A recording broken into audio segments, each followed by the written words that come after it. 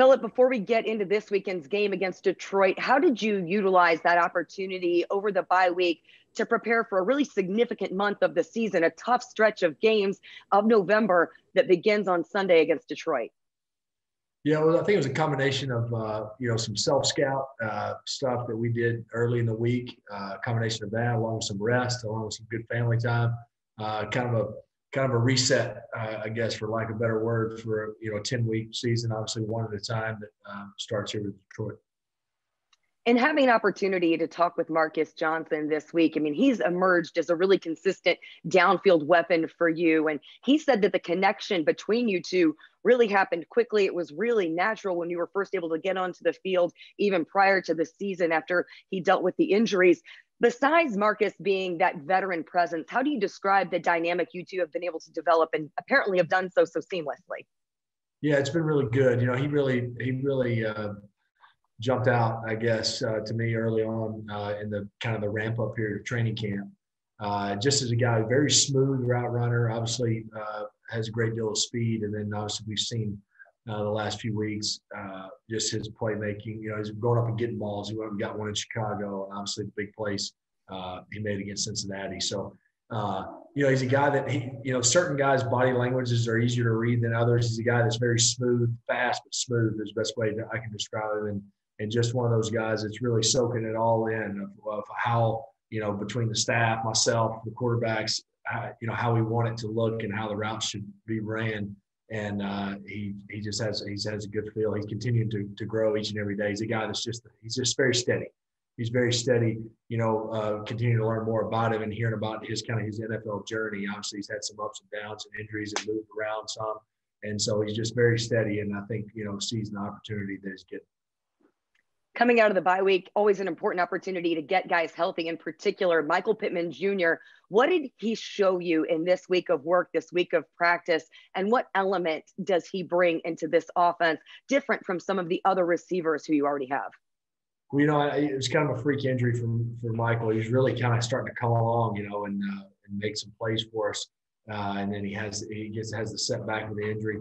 He's had a good week of practice. He brings he's a big play, big receiver, and a big chance for big play opportunities as well. So I think his size, he's also really quick in and out of his breaks for a big man. So as far as I think he caught a big third down against Minnesota or New York. Some of these games are running together, on a kind of a return route that was underneath, and so he has the ability to do some change direction stuff in the short, intermediate passing game as well as some chunk plays. So it was good to have him back out there with us. Obviously we'll see kind of how it goes. It's nice to have, another added piece to the group. Hopefully all our tight ends are up this week and Pitt's involved with that receiving group along with our running backs. Makes for a nice arsenal of weapons in both pass and the run game. Coming into the season, so much continuity on your offensive line. You already played one game without Anthony Costanzo. Ryan Kelly comes into the weekend questionable after 24 consecutive starts. How significant is that at this point of the season to potentially have a new starting center, a new center for this week, and a rookie at that in Danny Pinter?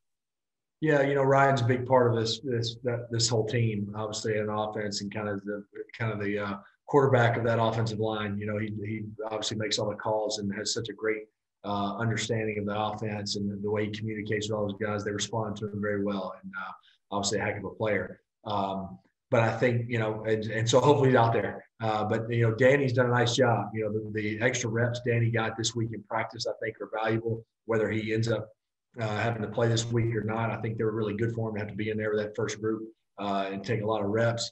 And, I thought he had a good training camp as well. So certainly would be a big blow losing, Ryan if he's not able to go. Hopefully we'll be able to. But, again, I think it was some good work for Danny should he get thrown in there at any point in the season.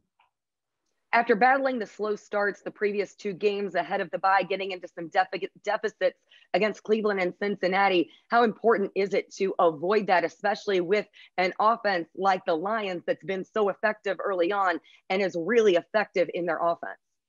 Yeah, we certainly want to get off to a fast start. We can't count on any spot teams 21 points and find a way to win. It was nice to get that done, to know that we can do that should we find ourselves in a hole like that down the road. But we had been really good early in the year, scoring that first drive and getting off to a good start. So certainly will be key at their place and with what their offense is capable of. Certainly, so it'll be a good challenge. Detroit's a good team. It's a team that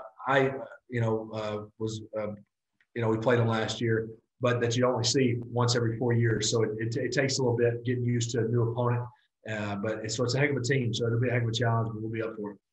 Be an interesting atmosphere. They're limiting it, sounds like, to about 500 fans, so to speak, really just players, family. So it definitely an interesting dynamic this go round at Ford Field. Philip, we appreciate the time. Good luck on Sunday. Thank you.